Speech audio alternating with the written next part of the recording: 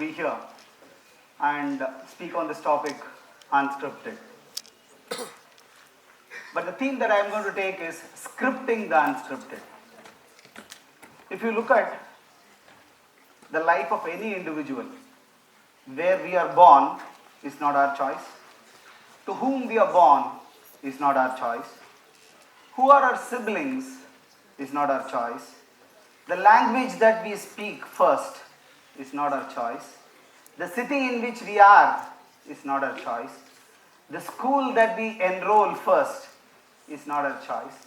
And the list goes on like this to showcase that it is all unscripted and it is not our choice. But what actually matters is, while there is so much of unscriptedness or the life is unscripted, it is our ability and choice to script it the way we want it. So the actions or the choices or the response, let me put it like this, our choice, our response and our actions can ensure that this so-called unscripted life becomes scripted. The reason I strongly believe is that we are the creators of our destiny. It's in our hands to script this so-called unscripted life, which is common to all of us when it comes to where we are born, to whom we are born, and other aspects that which I just now explained. Let me get into the details of my talk here. I am going to go and take the story of Omshri. Omshri, who is Omshri? This is Omshri. Omshri was a girl who was in a village in Lovely. Father was a gardener. Mother used to work as a laborer in the field. Not from a very highly financially stable family. They used to manage their living by getting whatever is possible from the earning that the father and the mother is to make. She went to a government school in Marathi medium and she managed to get about 85% in class 10. Her aspiration was to become a doctor. Since she was from a family which didn't have good finance, it was tough because if you want to pursue medicine, you need money. So while she had the percentage 85, they didn't have the money to fulfill the aspirations of this girl to become a doctor. But the parents didn't stop her taking science. She wanted to take science in class 11 and 12, and the parents encouraged her to take science in class 11 and 12. And she pursued 11 and 12 in the science stream and got 74 percentage, which is not really a very high percentage if you want to pursue medicine. When she graduated, we didn't have the NEET exam as it is today, that becomes the gateway for medicine in India. But those days, it was much different when compared to what it is today. Class 12 marks matter, and it depends from state to state on what aspects are taken when you want to pursue medicine. But that being the case, she was wondering what to do next. It was like unscripted, but she was clear that she wants to get into healthcare. She was wondering how, where, what to do. Then came the Symbiosis community outreach program and extension activities, which reach out to nearly 30 villages and several hamlets around Lovely. This scope as a division of Symbiosis scouts for people who cannot afford education by paying for it. And she knew about it and she thought, can I approach them to go and see if I can possibly pursue something in healthcare? We are talking about that time when we did not have a medical college. But yes, we had a Symbiosis nursing college. So she knew about this nursing college and she thought, let me go and try if I am going to get an admission into nursing. The interviews for such people are conducted in one location and she had to travel by taking 2 or 3 buses because she was there in a village. traveled all the way to this interview process and gave the interview to check if she could possibly get an admission into BSc Nursing. Struggling to speak in English. But the panel thought we'll have to be considerate because she has done her schooling in Marathi medium. They switched to Marathi and then she became very confident, answering, telling why did she want to pursue and what is her aspiration. Fast forward, she got a 100% scholarship, all tuition expenses paid, hostel mess paid. She did the nursing program at Symbiosis Nursing College, the BSc Nursing.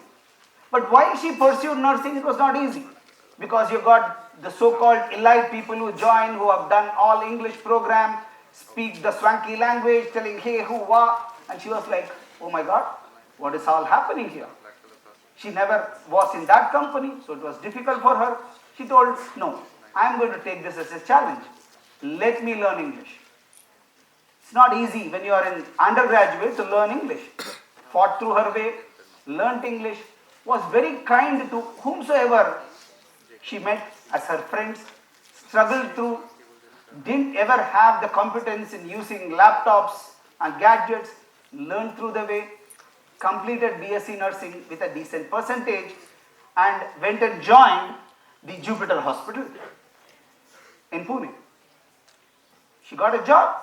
She pursued that job for about a year and a half and then told, I want to do masters. Came back to Symbiosis and did masters in community medicine. Then self-sponsored because she could earn that money while she was there for about a year and a half, took some loan and pursued masters in community medicine and then joined AXA. Now that is Omshri today, where you see there are two pictures there from where she was and where she is today. This is a classic example of what I started with. Life is unscripted, but our actions, our grit, our determination, our response has to make it scripted. That's where we are. We are the deciders of our own destiny. We can't keep blaming, telling it's all unscripted. Let me go the way it is. Hey, it's anyway unscripted. That is something like escapism as an attitude that I believe. But here is a classic story of Omshri, who made it because she could script what she wanted to do. She had the determination and grit of what she wanted to achieve in life. She wanted to become a doctor, but unfortunately, the finance didn't support her, the financial aspects didn't support her to pursue her dream, but she didn't blame it. She thought something in healthcare, let me go and do it. And from where she was, father being a gardener, mother a worker in the fields, a laborer in the fields, to what she is today, and she has transformed her family and her family status. That was a classic example of many examples that I can quote from Symbiosis of how we fund education, 100% scholarships that we give to students, which is not carried in the media or people do not know. And hence, I wanted to share this. We do help people to script their unscripted lives. I have 3 lessons to take from this. Okay, they are told here. Lesson 1, break the hierarchy. When you look at scripting the unscripted, there is every need to break the hierarchy which is there. What is this hierarchy? The so-called good students who got money and marks taking science, the next not so good students taking commerce, the not so very good students going to arts. Unfortunately, even today, that is the case in this country. Reason, parents' pressure, societal pressure is what this makes people take. Although they might not like science, but the parents want them to take, telling this is societal prestige, it is societal pressure. This has to change. And who can change it? It is the parents who have got the duty and responsibility to change it, and the students who should say, no, I want to script the unscripted life of mine. I want to choose what I want because I have a passion for it. So that is the first one of breaking the hierarchy. Parents and schools must nurture the passion and not the stereotypes which exist today. The second one is preparedness, resilience, and imagination. We all know it is unscripted, but are we prepared? Prepared not for prediction, but for responses to all those unknowns that come in our life. That is about preparedness. When we are prepared for all those unknowns that come in life, we can script the unscripted life in a much better fashion. So the next is about being resilient. Resilience is all about bending without breaking. There might be instances that might push us to bend, but we should remember that we should not break, because it is with us to ensure that we take this life without breaking it, but possibly bending and ensuring that we go and reach the goals post that we set. The next is being imaginative. See opportunities in disruptions. Always there are opportunities in disruptions that happen. Always there are opportunities that throw up when there is something which is unexpected that happens. There are two ways which you go and respond if you're going to go in a way and you fall in a pit. Keep cursing, who dug this pit? Why am I into it? Rather responding, how will I come out of it? What should I do for it? These are two different way of thinking altogether. I think the second one can help us to script the unscripted life in a much better fashion. The third lesson that I have is passion for facing the unscripted and problem solving. Anything that is happening today is all which is difficult to go and predict. VUCA world, as it was called, the volatile, uncertain, complex, ambiguous, but now it's called Bani, which is brittle, and also adding to that is aspects which is non-linear and incomprehensible and anxious, B-A, anxious, incomprehensible and non-linear, B-A-N-I. I think with that being the case, you will not be able to go and predict many things because things change very fast. But do we have the passion for problem solving?